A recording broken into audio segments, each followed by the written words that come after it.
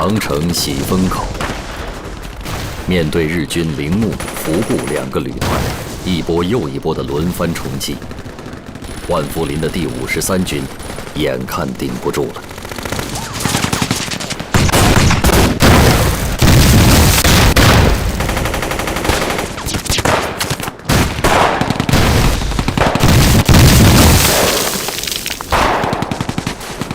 而奉命换防的宋哲元第29军，正在赶往喜峰口途中。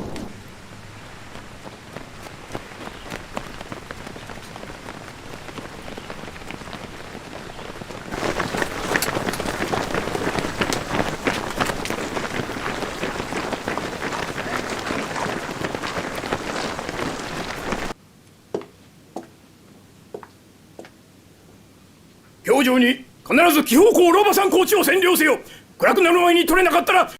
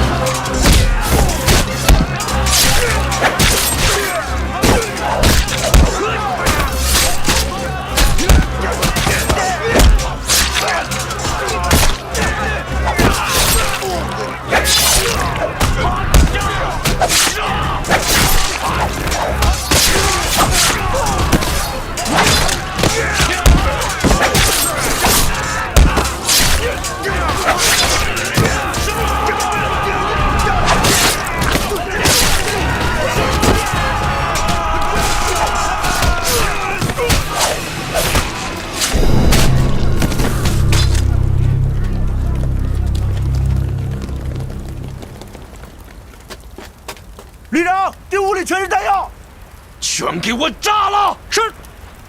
让日军闻风丧胆的赵登禹部大刀队，如神兵天降。战斗约2小时，敌寇被大刀砍死数百。长城之坡，尽弃一师，敌锐气为之一挫，无力反扑，纷纷北退。捷报出班，震动全国。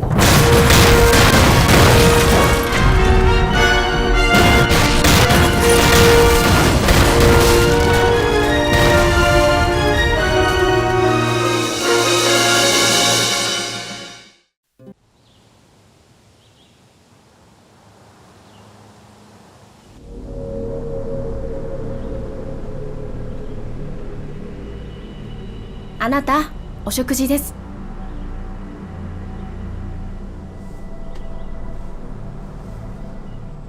あなた。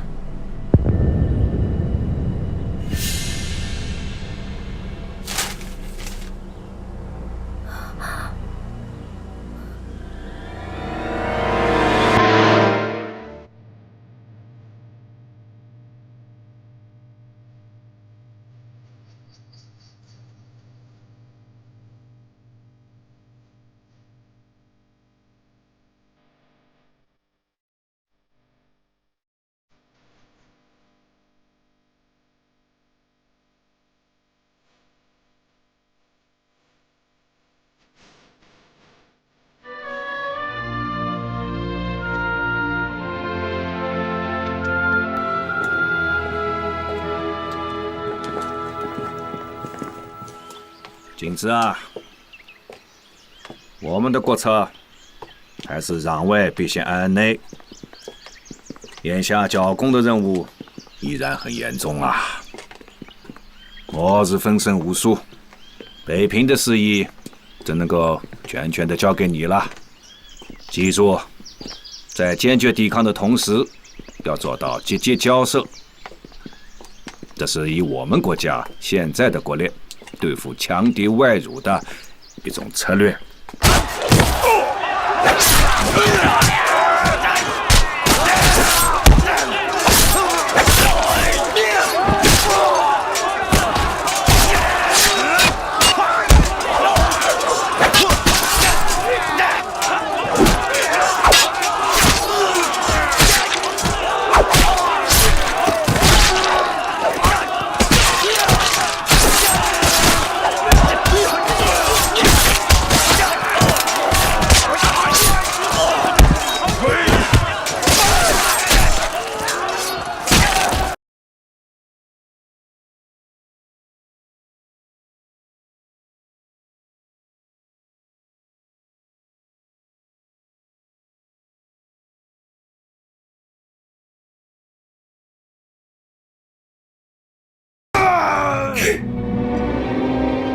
頂上前線指揮官坂本中将に打大政府。紀方公の戦いは皇軍の威厳を損なうものであった。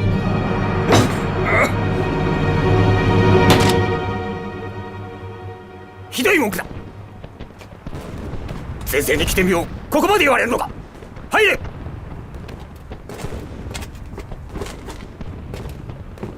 お前たちの戦況は関東軍司令部東京までに伝わったのだ。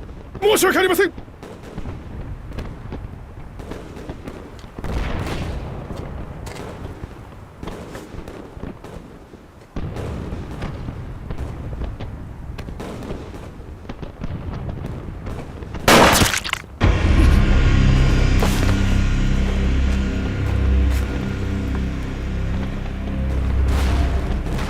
お前もしようか。はい。各部隊、飛行隊、歩兵連隊に命ずる。午後2時、強行攻撃せよ。日军服部旅团向喜峰口发起新一轮攻击的同时，铃木旅团向罗文峪扑来。日军意图很明显，喜峰口受阻，那就去你西线薄弱处另撕一个口子。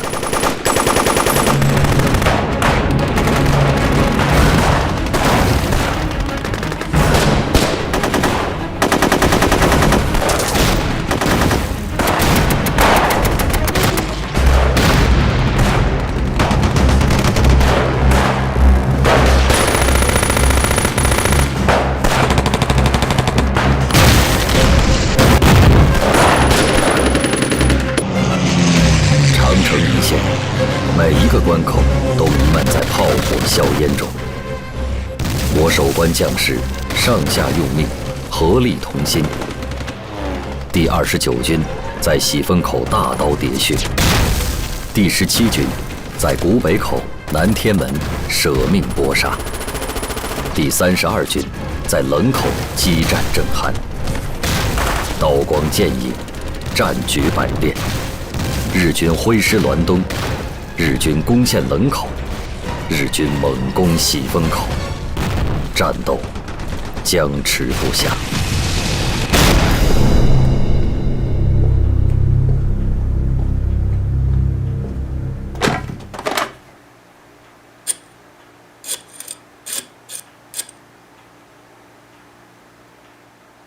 给我解围坐。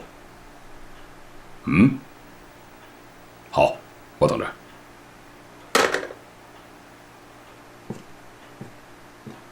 我已经调动了81个师，61万人啦。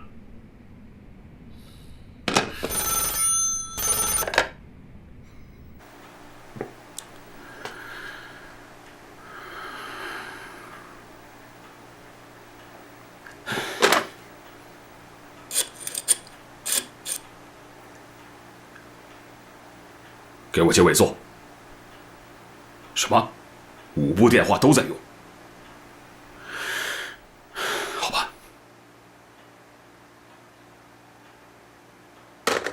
委员长他正准备第5次围剿呢。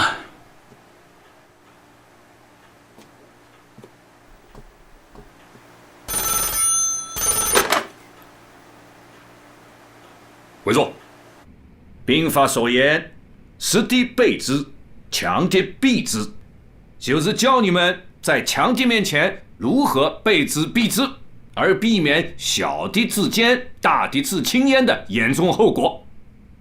目前绝不要轻言什么抗日，欲抗日先剿攻，攘外必先安内，违者严令处置。命令长城全线立即停火。与日军谈判。是。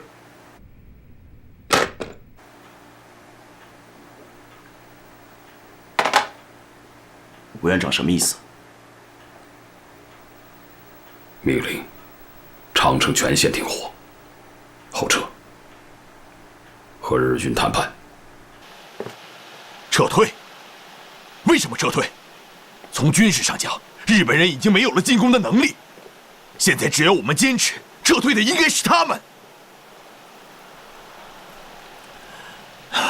好，作为军人，我服从你的命令，但是作为中国人，我们今天的行为会成为历史的罪人。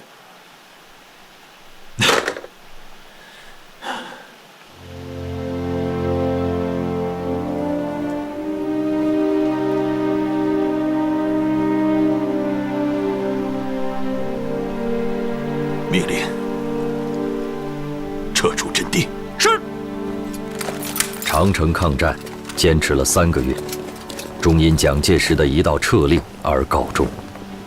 长城一线关口豁然洞开。此时此刻，国内外已经出现了这样一种声音：长城战败后，华北已经无险可守。日军突破长城，并没有就此罢休，而是3路挺进，一路逼近通县，一路占据湘北，一路抵达顺义。何应钦遵从蒋介石旨意，于1933年5月25日，派密使傅密云向关东军司令官武藤信义提出停战提议，继而又于5月31日，派全权代表在塘沽同冈村宁次签订了塘沽协定。这份丧权辱国的停战协定，举国大哗，不忍看，不想看，有志者奋起行动，还我河山。冯玉祥以师明志，6月15日，在张家口组建察哈尔抗日同盟军，反对国民政府的妥协外交，通电武装保卫察哈尔。1周之后，冯玉祥任命方振武为抗日同盟军北路前敌总司令，吉鸿昌为北路前敌总指挥，率军北征。同盟军连连告捷，国民政府却视为异己。在何应钦3路大军围堵下，至8月9日，冯玉祥被迫撤销抗日同盟军总部，辞去同盟军总司令之职。冯玉祥、吉鸿昌的察哈尔抗战仅仅坚持了55天。蒋介石不顾社会各界的反对，继淞沪协定之后，终于还是和日军签署了塘沽协定了。条约规定，中国军队必须撤到延庆、通县、宝坻、宁河以南，而日军则可以据守长城一线，等于把东北3省、热河还有察哈尔白白拱手让给日军，让义勇军和西北军将士的流血牺牲全都化为泡影。而现在，蒋介石是在政治上承认了日军的胜利。蒋介石为什么去签订注定要挨骂的协议呢？很显然，他是急于筹兵啊，他正急于把华北的兵力抽调回来，用在南方来对付我们。如此看来，国民党对苏区的第5次围剿很快就要到来了。蒋介石既然在政治上下了那么大的赌注，在军事上就一定想捞回来。可以想见，他这次进攻的兵力将会是空前的，我们应该做好充分的准备。放心吧，中央苏区已经粉碎了敌人的4次围剿，这一次同样不会让他们轻易得逞。我们再看看日本人他们究竟是怎么想的。塘沽协定要求中国军队撤退到平津以南，这就在北二平、天津和冀东一带留下了一大片真空地带。在这片真空地带，日军既可以建立汉奸组织，扶持伪政权，也可以直接出兵。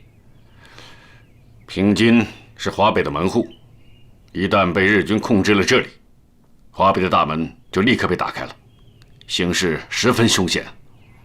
他们正在等待时机，制造事端。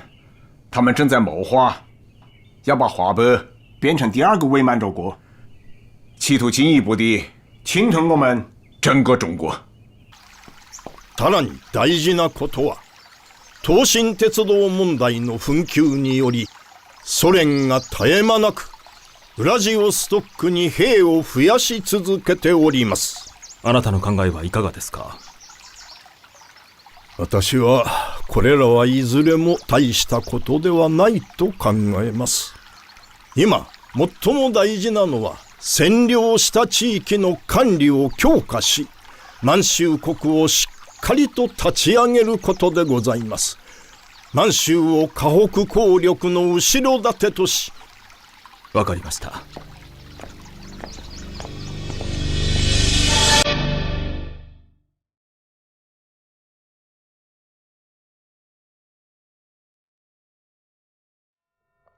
难怪人们都说，在意大利，每一栋建筑都不一样，都有它自己的特点。是啊。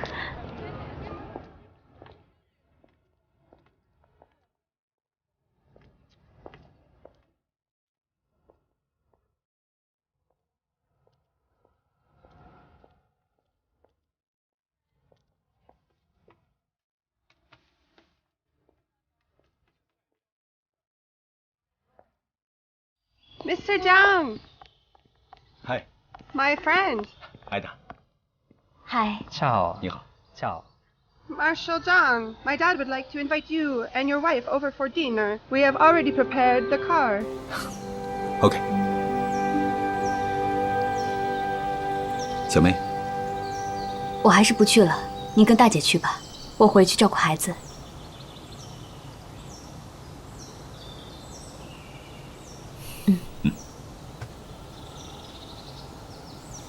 Please. Prego, di qua.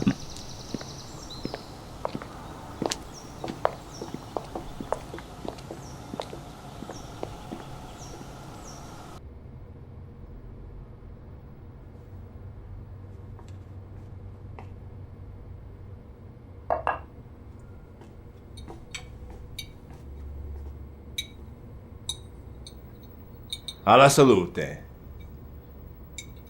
好，干杯！阿拉萨鲁的。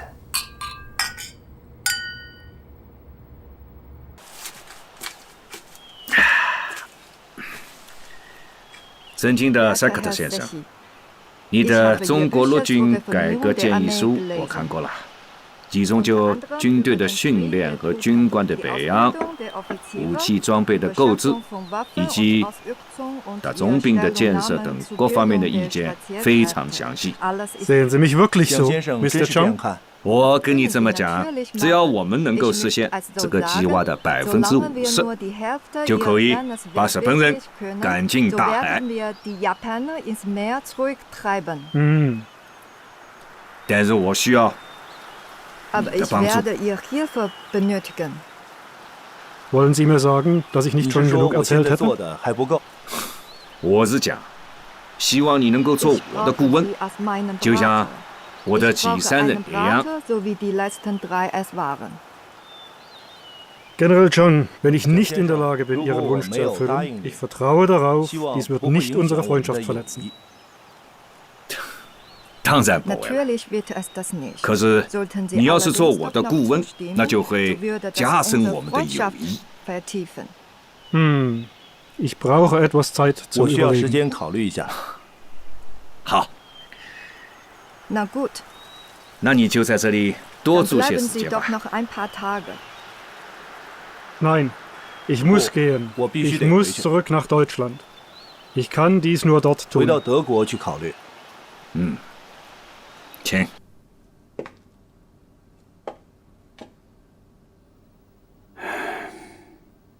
欧阳小姐，塞克特要走，作为他的保健医生，你是有责任的。我做错了什么？没错，有时候不做就是错。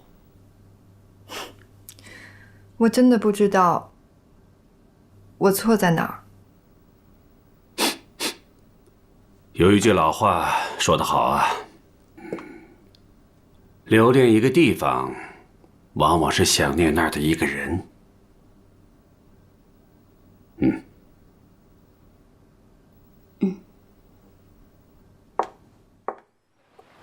Ich hoffe, Sie früh wiederkommen.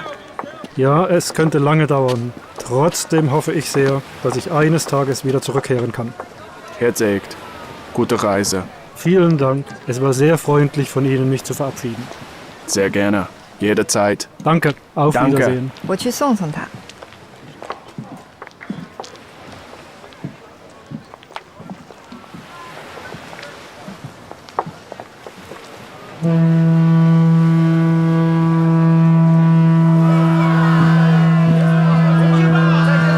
Fräulein Ouyang. Bitte, geben Sie dieses Buch General Zhang. Sehr wichtig. “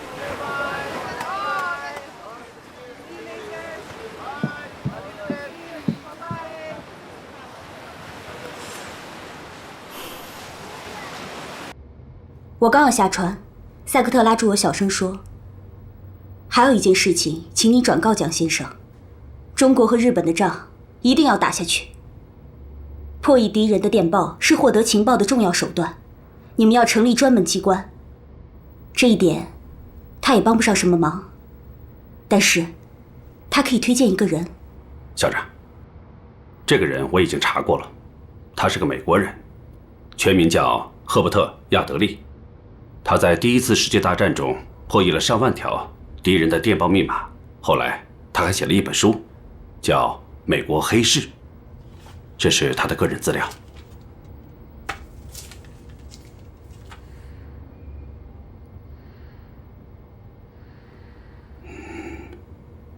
去吧。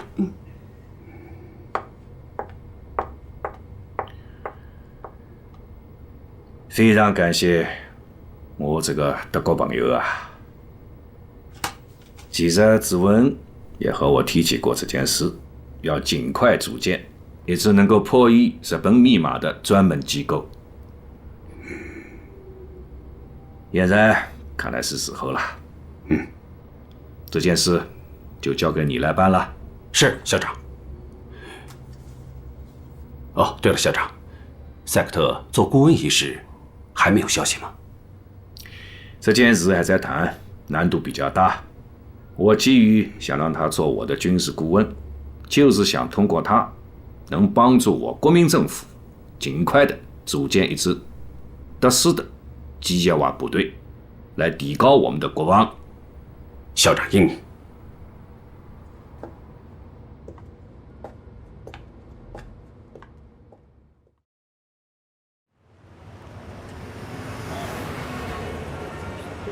Wie Sie wissen, hat Herr Chiang Kai-shek der deutschen Botschaft ständig aufgewertet, sie nach China zu entsenden.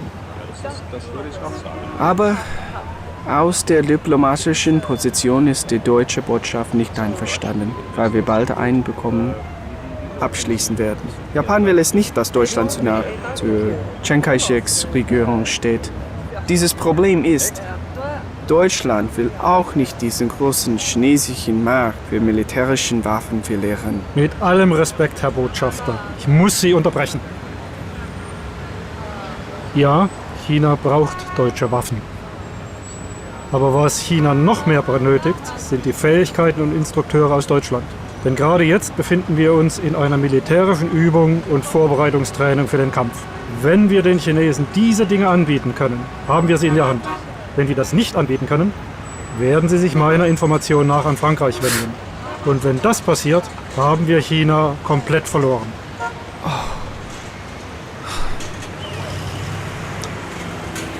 Das höre ich zum ersten Mal. Ha, ich fürchte, dass es noch viele Dinge gibt, die Sie zum ersten Mal hören. Und das gilt für Ihren Außenminister von Neurath ebenso.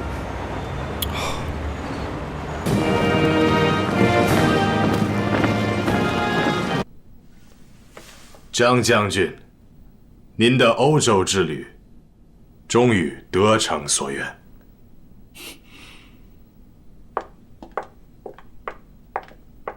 汉卿，蒋先生来电，他说请你回去，说上海为了迎接你，已经成立了迎接委员会。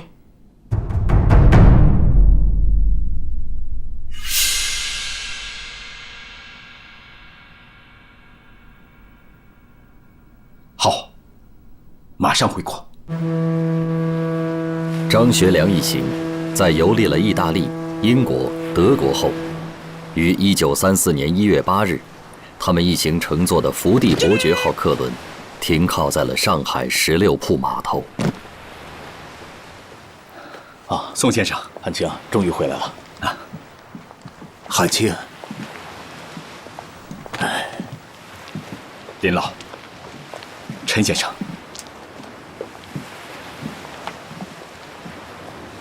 夫人，我们走吧。好的，请吧。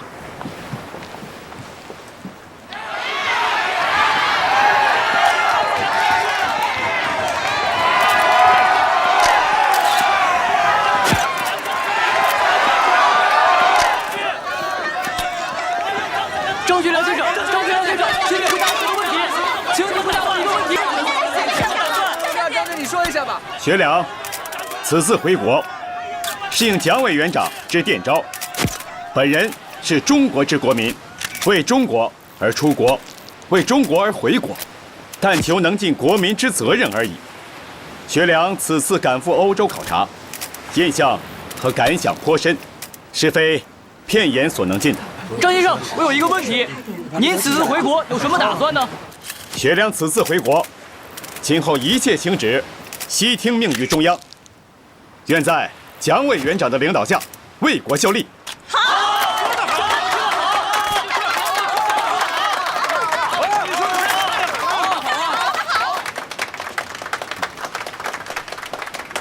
啊，知道了，赛克特，安全下船以后，你们就把它安排好。好，您保密。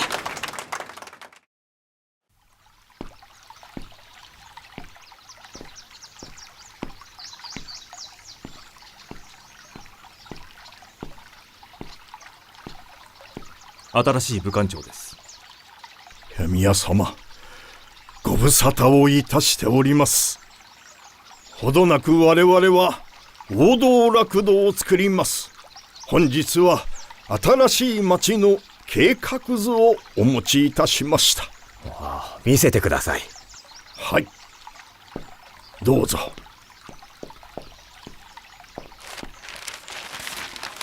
こちらが新京大通り、これが八大建築。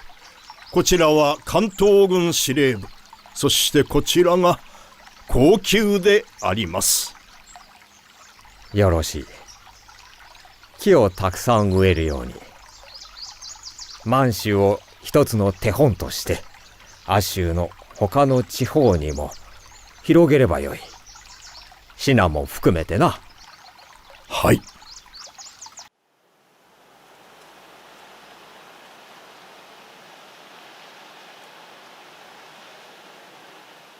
皇上，这天凉着呢，您把帽子戴上啊！天凉吗？凉着呢。我怎么觉得浑身都发热呢？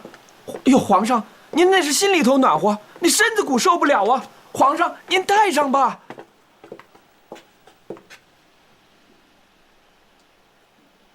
皇上，光绪爷的龙袍从老太妃那儿请回来了。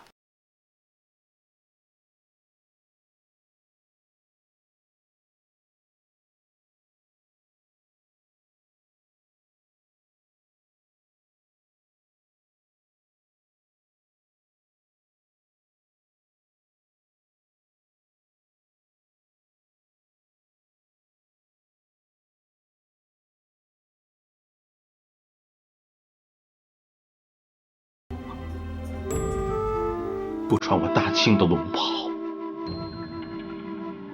我来这苦寒之地干什么？就是为了大元帅府吗？皇上，是臣等无能，有辱祖宗啊！皇帝陛下，皇帝陛下，皇上。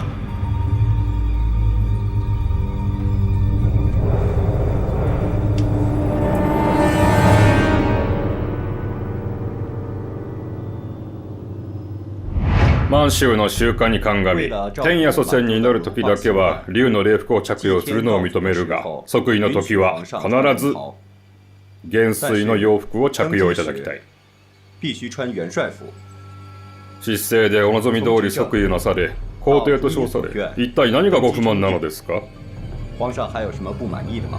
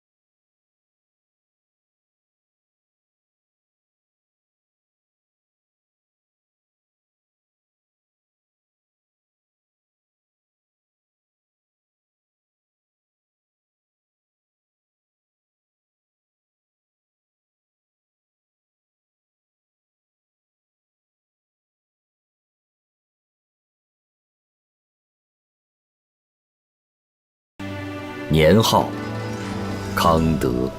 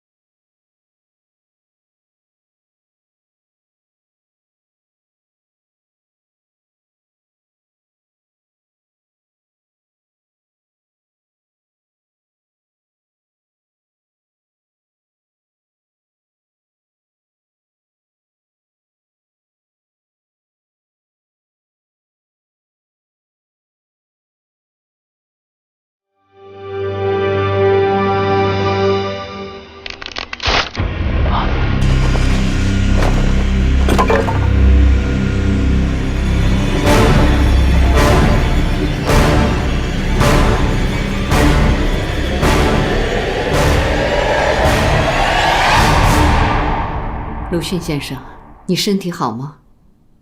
谢谢会长的关怀，咳嗽轻微些了。你要知道，你的生命并不只是你个人的，而是属于中国和中国革命的。说得好啊！我们现在都应该把生命和身体看作是中国革命的。如今清废帝又派一帮小丑在长春粉墨登场，这就是历史的倒退啊！大中国又分裂出一个小满洲，什么皇帝？分明是日本人扶持的傀儡。乱臣贼子，国人皆曰可杀。日本人贪婪的野心是不可估量的，伪满洲国只是一个开始。对于中国，他必于最终吞没之而后快。唤醒民众，我们的责任就是让民众知道事件的真相，知道日本人分裂中国的罪恶目的，知道这个末代皇帝如何贼心不死，置耻辱而不顾，心甘情愿地去抱日本人的大腿。国民觉醒，才是中国真正的希望。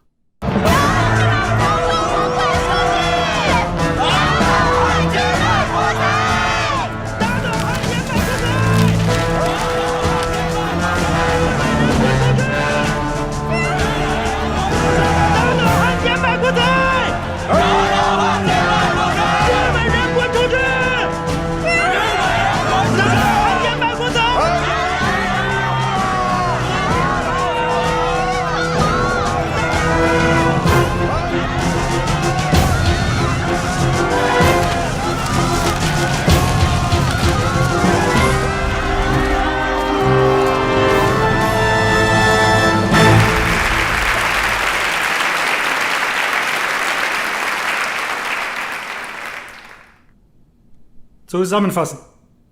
Gebe Ihnen die 3 Prinzipien der chinesischen Armee. 3个指导思想。Erstens. 第一 Armee begründet Recht 军队 zum 为 Herrschen. 统治权之基础。 Zweitens. 第二 Die Stärke einer Armee liegt in ihrer 军队 Qualität. 之威力在于素质之优良。 Drittens. 第三 das Potenzial zu realisieren, 军队作战潜能 braucht jede Armee ein starkes, trainiertes 军官团教育 Offizierskorps. 之培养。 Dieses Potenzial zu 由此你们 aktivieren 统治 müssen 军事强权 Offiziere 在国家政治 starken 中的巨大作用。 nationalen Führung 这必须 dienen 是 mit einem 一 Ziel 心一 und 德的 einer Vision. 一元化领导。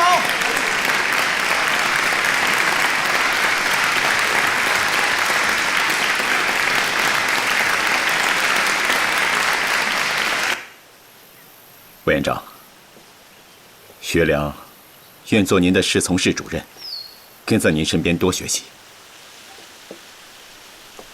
千里目，岂能便施于草芥之间呢？那您就把最难的事交给我去做吧。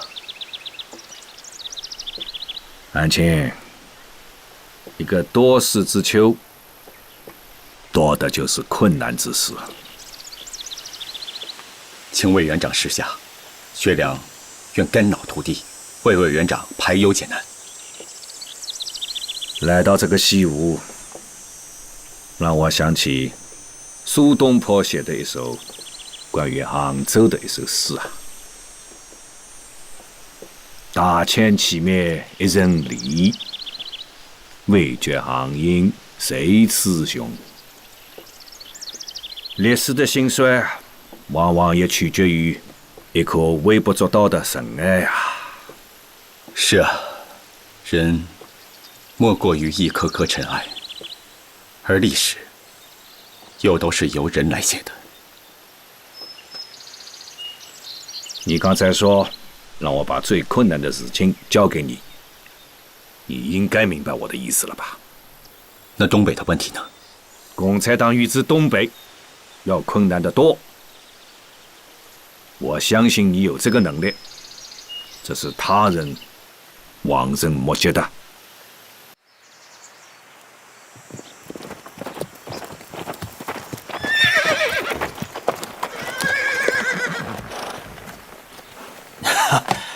哎呀，主席，马骑得很好啊！主席说好，我就更有信心了。好就是好啊！隋同志真不愧是马上虎豹啊，水中蛟龙啊！谢谢主席夸奖。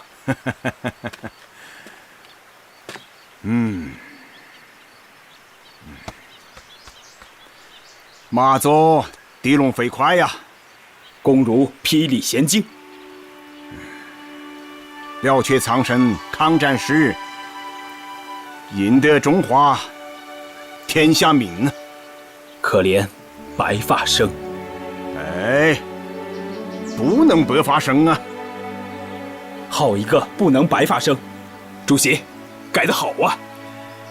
打败日本侵略者，还需要等到白头发都生出来吗？这些都是小把戏。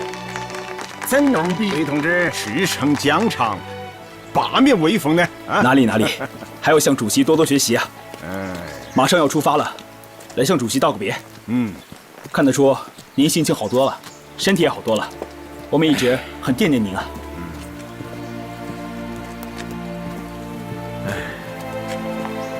有人呐说我已经死了，连共产国际也给我们发来了唁电，高度评价我，说我完成了历史使命。可是我不是没有死吗？历史使命不也还没有完成吗？怎么样啊？准备好了吗？都准备好了。你那里有多少人呢？6000多人，可谓是兵强马壮啊！隋同志，你知道此次北上的意义吗？北上抗日，发动群众，动员群众。说得不错。第5次反围剿的初期啊，我就说过，建议我们的红军挺进到苏浙皖地区。可是我的意见呢，没有被采纳。那时啊，我也没有权利啊，所以这条路啊，要靠你们来走。主席，您说的对，我记住了。沧海横流，方显英雄本色。现在是中华民族一个大的动荡的历史时期，中国人民走到了一个历史关头。有志的年轻人呐，要立志做些大事情啊，做改变国家命运的大事情啊。是，那就祝你胜利凯旋。谢谢主席，一路平安。我走了，主席保重。出发吧。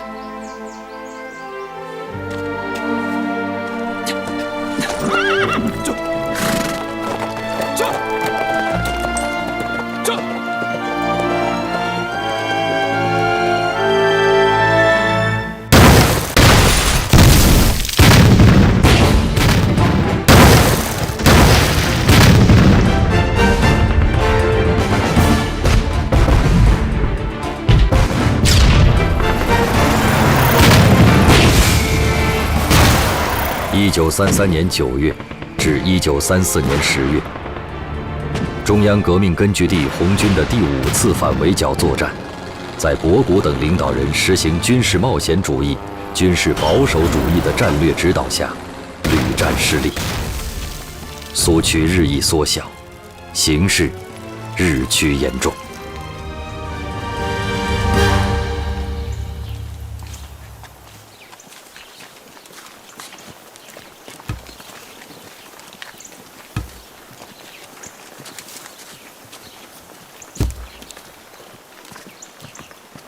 东方欲晓，莫道君行早啊！踏遍青山人未老，风景这边独好。主席好兴致啊！这一边行军，还可以一边吟诗。我这个苏埃主席马上就要离开自己的共和国了，我只是啊有感而发呀。你看，这半年来，蒋介石在我们周围修建了无数的碉堡和据点，近100万大军啊，利用这些坚固的工事，层层包围，步步紧逼，把我们8万多红军压缩在这日益狭小的区域。所以事到如今，我们不得不实施大规模的战略转移啊。蒋介石修的这些个公路碉堡，花了大本钱呢，但是啊，确实也起了大作用。我们被这些公路碉堡挤压得快动不了了。为了保存革命力量啊，只有选择战略转移，突围出去，北上抗日，这样才有出路啊！只有选择战略转移，突围出去，北上抗日，这样才有出路啊！我们最终还是选择了正确路线。但不管怎么说，老蒋也只是把我们挤出了江西，他并没有真正的打败我们嘛。原来啊，磨刀军行早，踏遍青山人未老。好风景啊，在前方等着我们呢，走吧。对，踏遍青山人未老，咱们走，咱们走着瞧。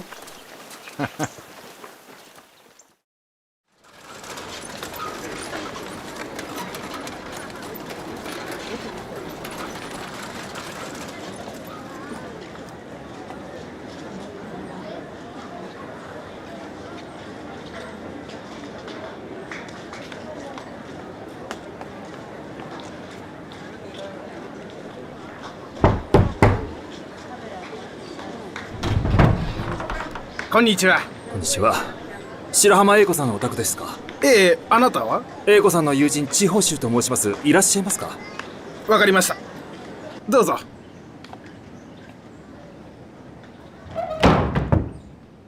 少々お待ちください。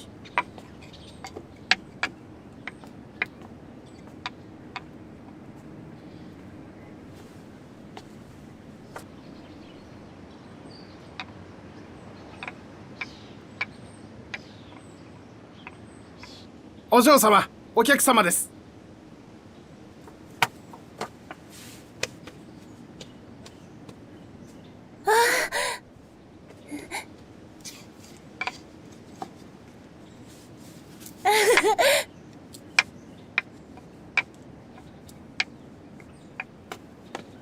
英子さん。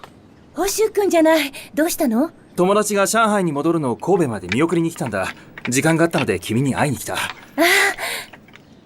さあ、どうぞどうぞ。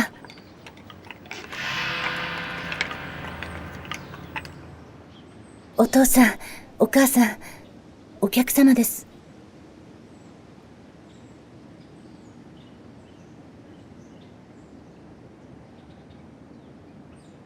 私のお客様ですから、お構いなく。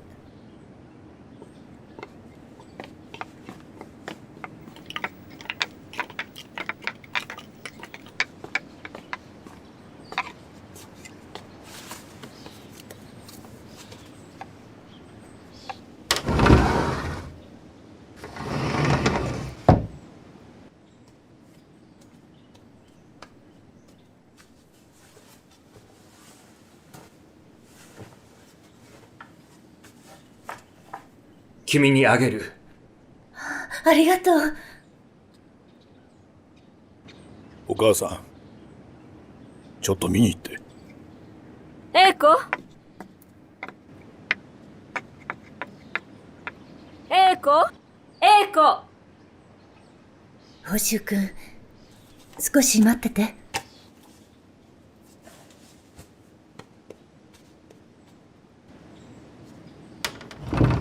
お父様がお話があるって。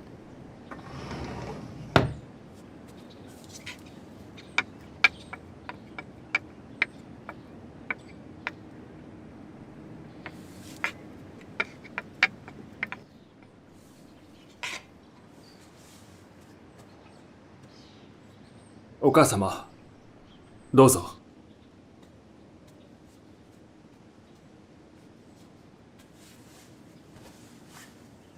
英子から聞きました。早稲田の学生さんなんですって？はい。ご専攻は？電気です。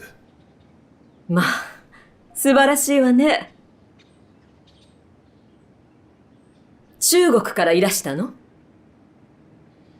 はい。日本は中国と戦っています。あなたたちの交際を他の人が見たらどう思うかしら。白浜家は神戸の由緒ある家柄なんです。これは他人の目を気にしなくても構いませんが。気にしないといけないわ。この世の中はほとんどが他人なの。あなたは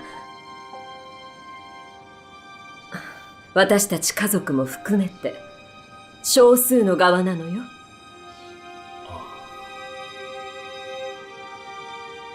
ダメだ。それは無理だ。中国人と結婚するなんて絶対に許さん。お父さん、私はお父さんのことを愛していますが、保州さんのことも愛しています。もし白浜家の家柄ゆえに結婚できないのであれば、私はこの家を出ても構いません。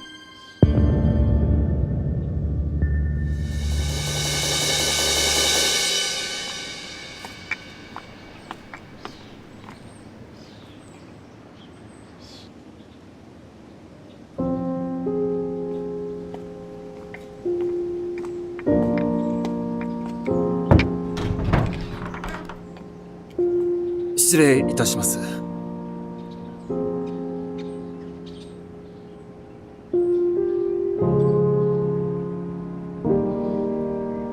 では。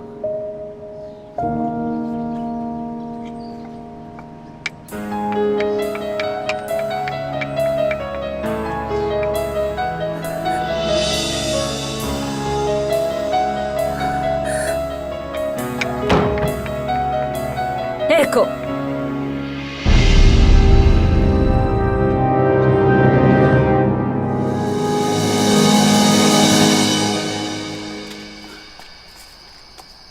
英子さん、急用がありますか？保州君、私の居場所を見つけて。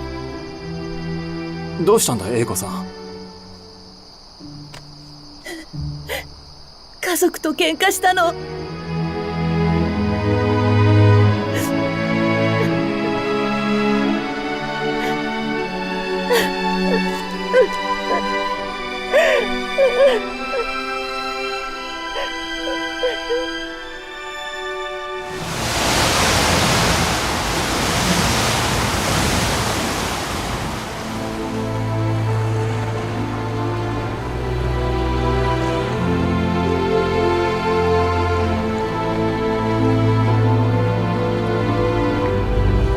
1935年4月2日，溥仪自大连启程访问日本。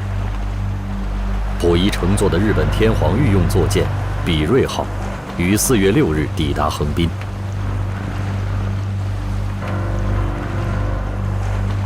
此后，又被安排造访天皇皇宫。日本皇室的绥靖之心，世人皆知。关东军卵意下的傀儡皇帝溥仪，完全沦为日本在东北实行法西斯专政的工具。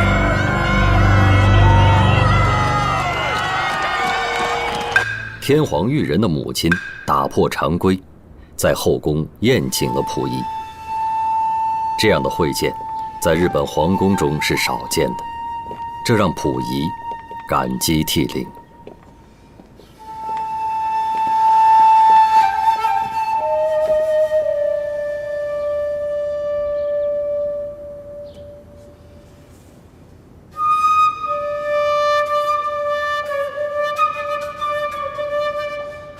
皇徳皇帝、東京上野恩賜公園の桜の花が間もなく咲きます。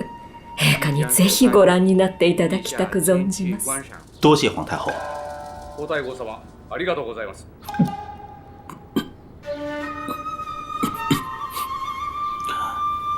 对不起，昨日偶感风寒，身体有些发烧。干し椎茸を煎じてお飲みになれば解熱効果があります。多謝皇太后。ありがとうございます。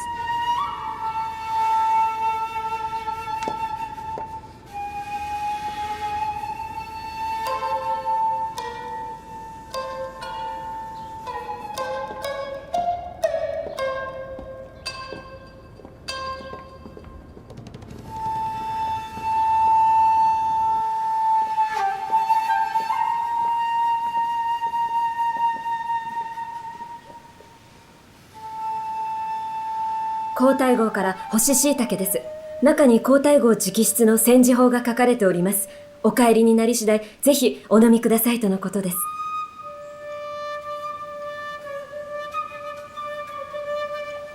これは皇太后が皇徳皇帝のために特別に注文されたタバコです。ご承納ください。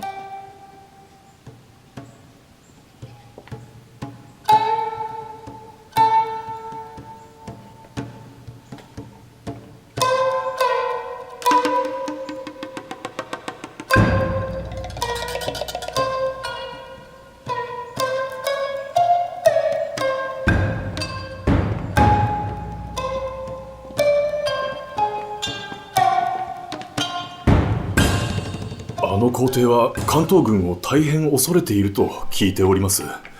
今回天皇陛下が手厚く対応されたので、帰国後鼻が高くなり関東軍としてはまずいのでは。これらは皆国際連盟のとぼけた連中に見せるためだけのものだ。はしゃかせておけばいい。満州には石炭、木材、食料、金、無限の資源が眠っている。鼻が高くなっても大いに結構。いつでも叩き切ることができる。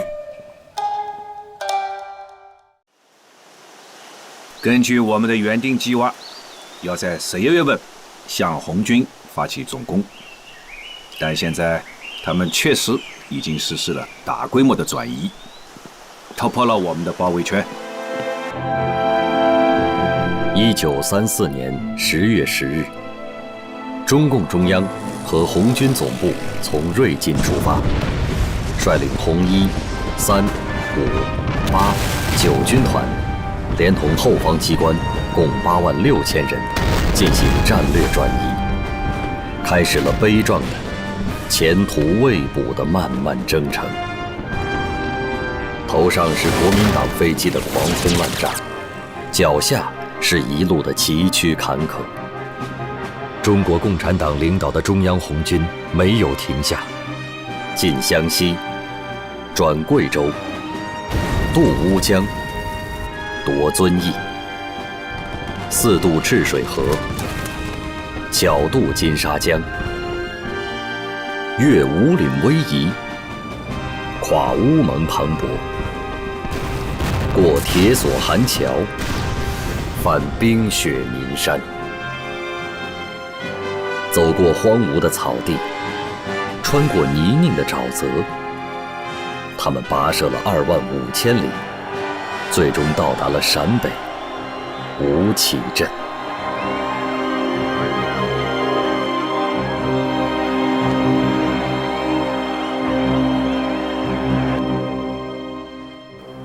同胞们，9·18事变以来，我们国家、我们民族已经处于了千钧一发的生死关头。抗日则生，不抗日则死。抗日救国已经成为了我们每个同胞的神圣天职。同胞们，中国是我们的祖国，我们绝不做亡国奴，绝不做亡国奴，绝不做亡国奴。同胞们，大家想一想，阿比尼西亚仅仅以800万人口的国家，尚能对意大利帝国做英勇的反抗。我们中国有4万万的同胞，我们会束手待毙吗？绝不束手待毙！绝不束手待毙！绝不束手待毙！绝不束手待毙！同胞们，让我们团结起来，把日本人赶出去！把日本人赶出去！把日本人赶出去！把日本人赶出去！把日本人赶出去！把日本人赶出去！把日本人赶出去！把日本人赶出去！发财！一个一个！讨伐队的来了，掩护大家先撤！大家快跑啊！讨伐队来了！快撤！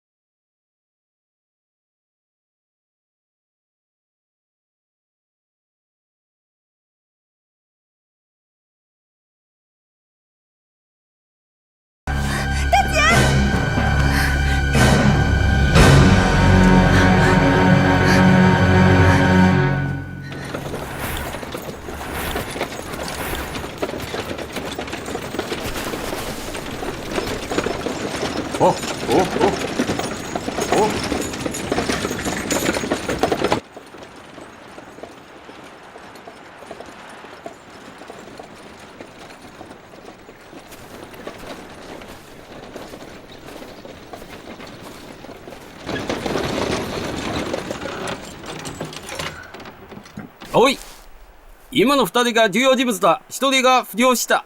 过来，两人帮忙，手伝ってくれ。慢点儿，他受伤了，慢点儿，慢点儿。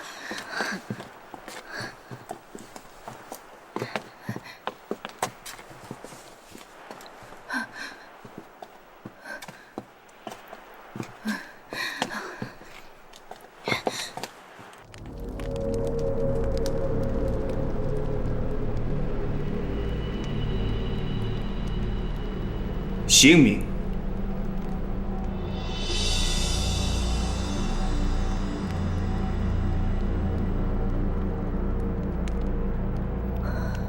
外面那个姑娘，是你们讨伐时被吓着了，和我一起跑了出来。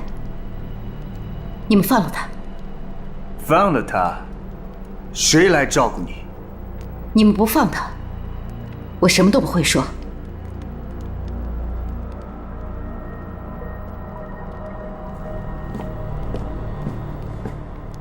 大姐，你们这帮畜生，放了他！你们放了大姐！大姐，你没事吧？大姐，你们畜生！大姐，大姐，大姐，你没事吧？大姐，你们不放了他，我什么都不会说。畜生！連れて行け。大姐，大姐，你小心啊！大姐，大姐，姓名？常凤英。哪里人？四川宜宾。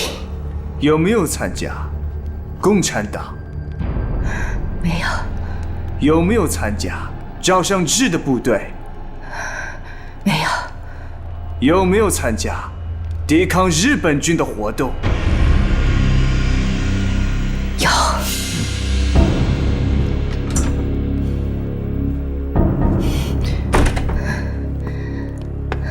嗨。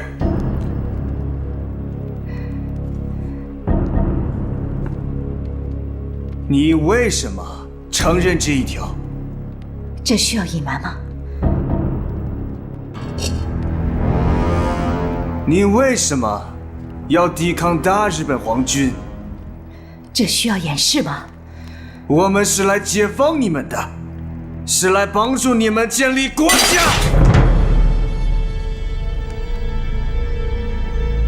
你们来解放我们？你们没来这儿之前，这儿怎么了？你们来帮我们建立国家，你们也真说得出口。如果我到你们国家去，你们抵抗不？这是3岁孩子都明白的道理。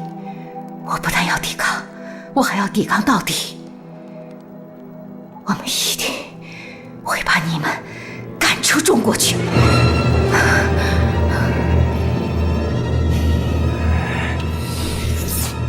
このバカ野郎！どうせ聞いたか？こいつはただ者ではない。多分共産党の大物だ。すぐにハルピンに送るんだ。この傷がひどく、おそらくハルピンまでは持たないかと。まず傷の手当てだ。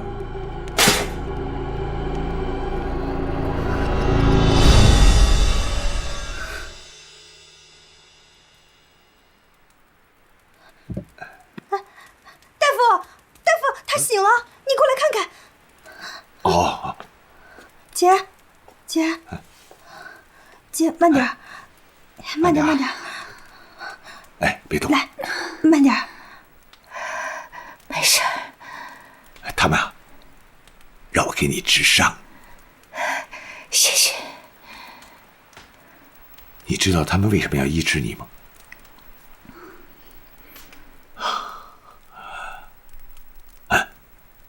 他们啊，想知道更多的事情。看来你要吃苦头了。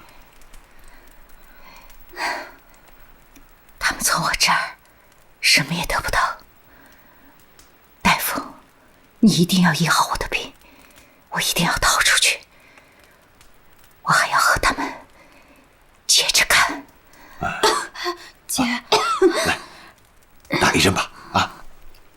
哦，对了，他们啊，要送你去哈尔滨。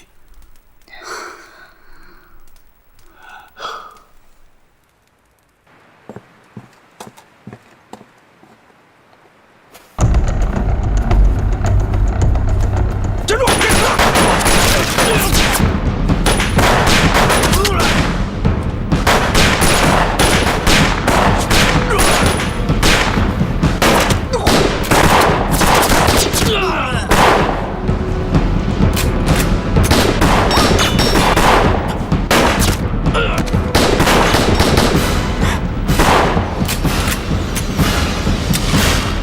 走！把他们关住！回来！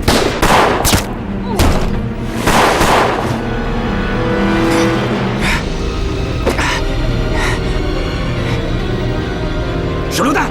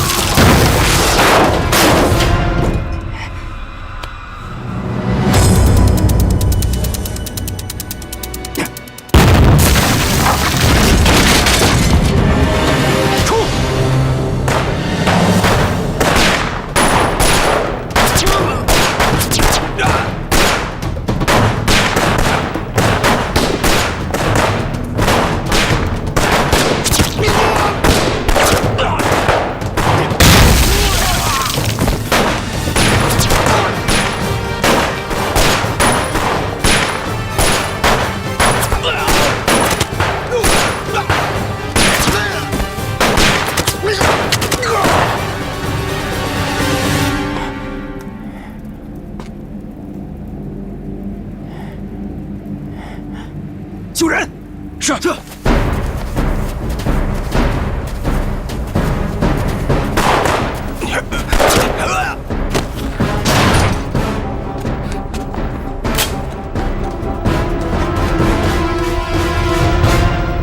没有啊，他们到底把赵一曼藏哪儿了？再走。报告，没有。报告，这还剩了个活的。赵一曼关在什么地方？被带走了。如果你还能活下去，不要再当汉奸。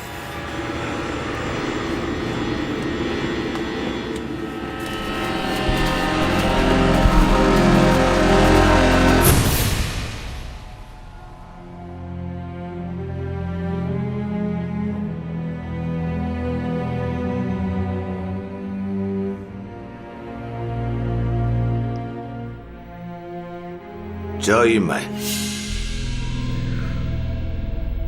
怎么样？我们还做吧。好啊。有什么条件？请讲。我就一个条件，把那个姑娘放了。你们不是来解放我们的吗？那就不要和老百姓过不去。いいだろう。この条件は受けましょう。ああ、わかった。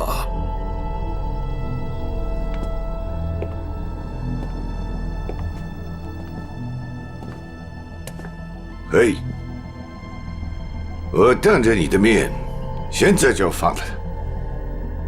おい、あの女を連れてこい。はい。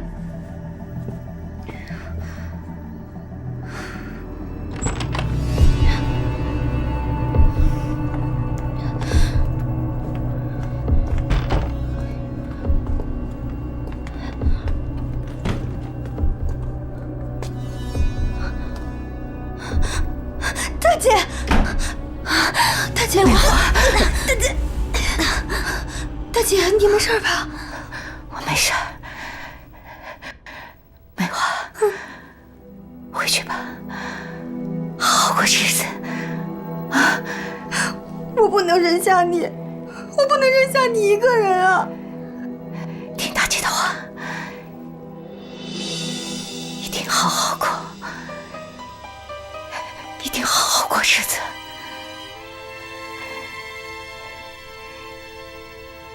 你走吧，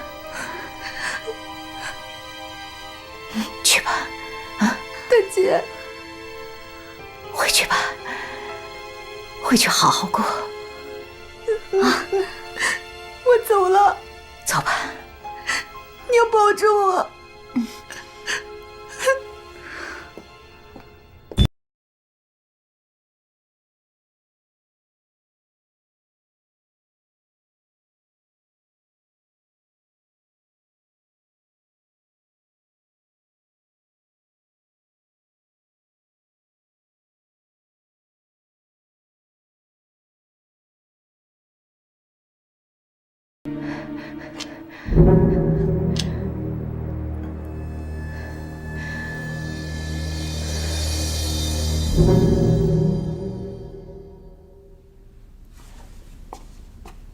薬を取り替えます。你是日本人吗？我不是。那你为什么说日语？上班的时候不说日语是要罚的。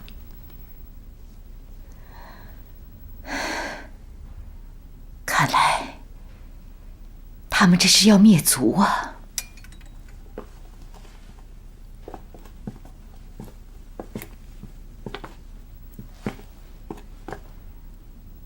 你的气色很好，怎么样？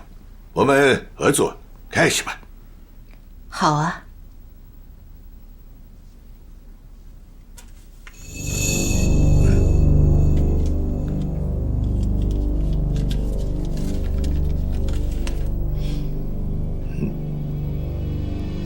看不懂吧？那我背给你听。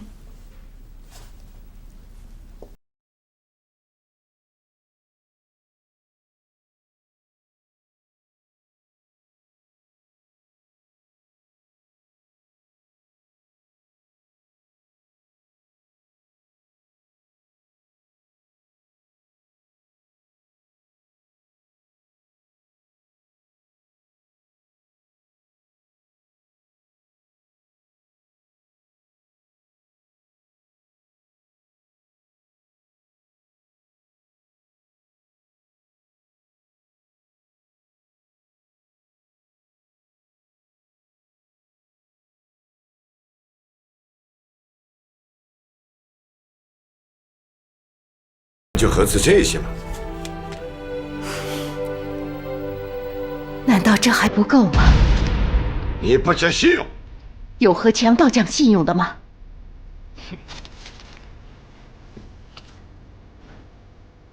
其实我能知道你叫赵一门，就说明了有人跟我们合作。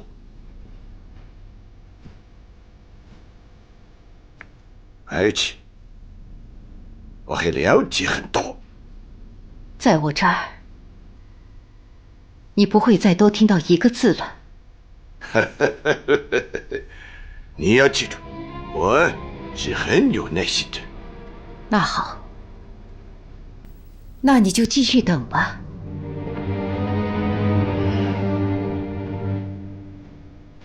有。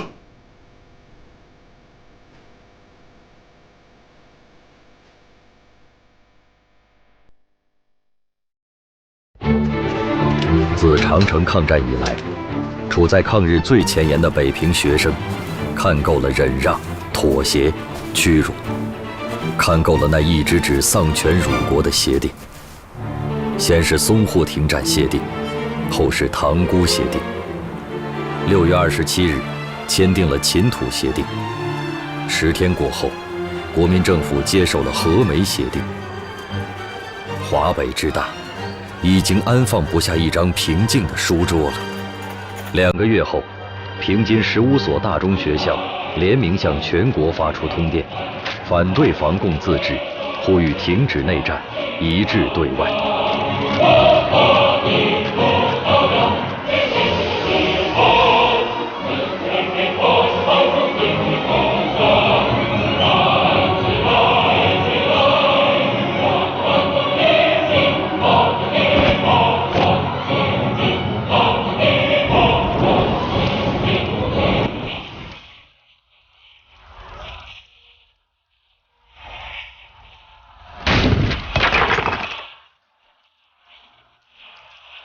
翰作词，聂耳作曲的《义勇军进行曲》，悲慨激昂的旋律回荡在古城上空，那正是129抗日救亡运动汇聚起来的乡子的呼唤，家国的怒吼。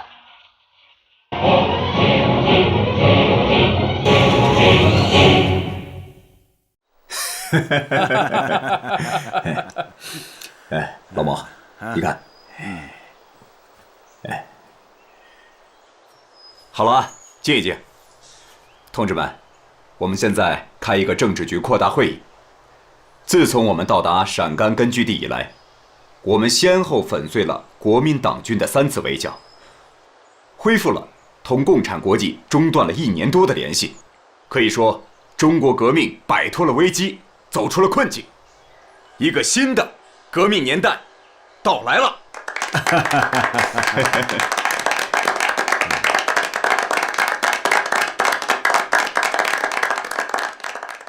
会议的下一项，由张浩同志介绍一下共产国际第7次大会的情况。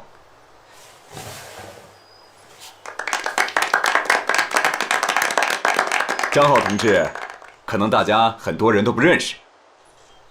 老毛，你们是老相识了吧？我和张浩同志认识10几年了。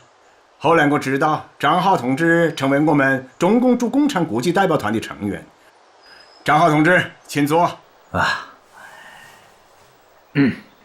好，那我现在就给同志们介绍一下共产国际这次大会的精神。8月1日，中共驻共产国际代表团在莫斯科发表为抗日救国告全体同胞书，提出了抗日救国的口号，要求我们马上调整战略思路。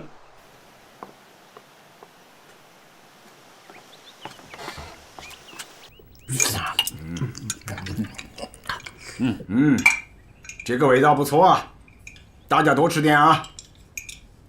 罗夫同志啊，现在天这么冷，你得多吃一点辣椒啊，这样的话能够保暖，这都是御寒的呀。这我吃不了，上火。哦，上火了，上火了！我那儿有黄连，送你泡点水喝，真正的川凉哦。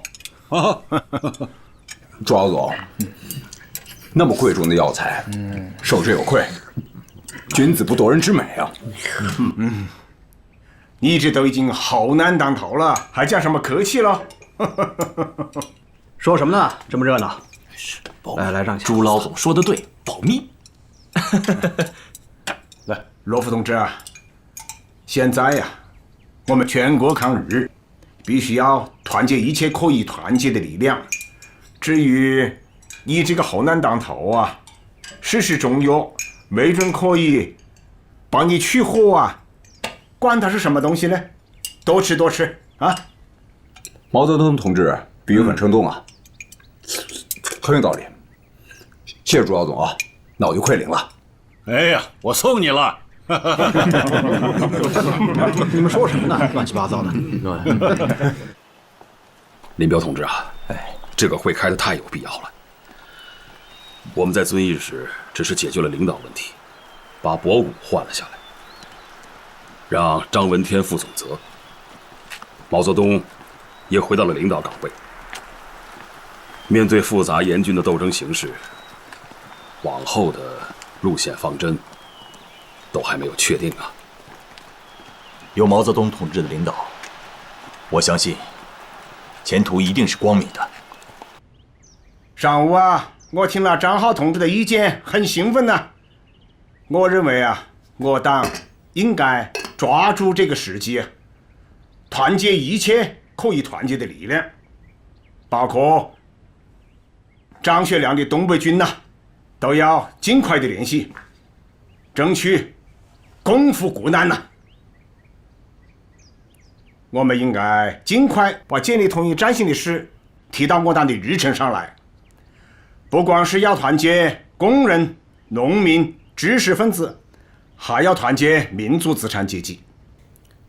老毛，这个认识不对啊。列宁同志在《国家与革命》一文中，也就是第123页第5行指出，民族资产阶级是无产阶级最危险的敌人，他们是最不可依赖的。依赖了他们，必将断送革命。这些理论都没有搞清楚，那是十分幼稚的。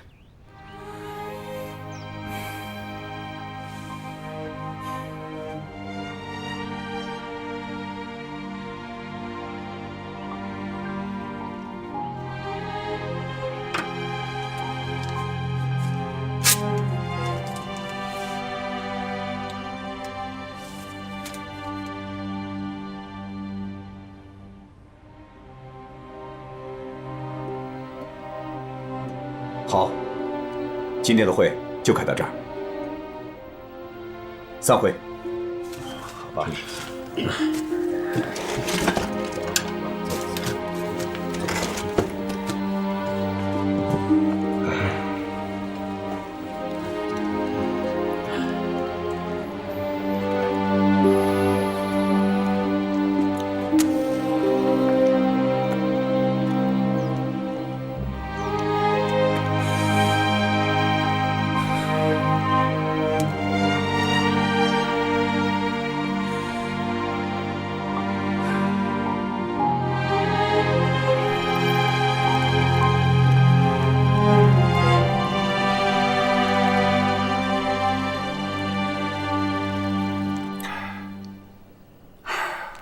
毛泽东这个人呐，远见卓识，他的这个统一战线提得好啊，有理有据，连冯玉祥都能跟我们共产党合作，张学良怎么就不能跟我们并肩作战呢？我同意老毛的观点。来，毛泽东这个人呐，了不起，看问题总是高我一筹。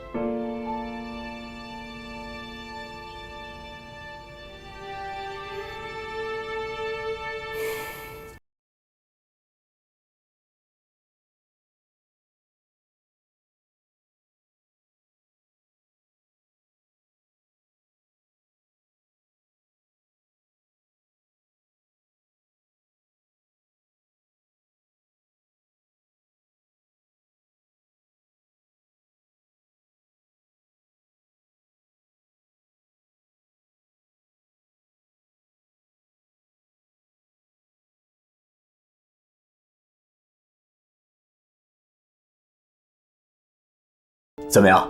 咱们继续开会，谁先说？让老毛先说吧，他有准备啊。好，那我先说。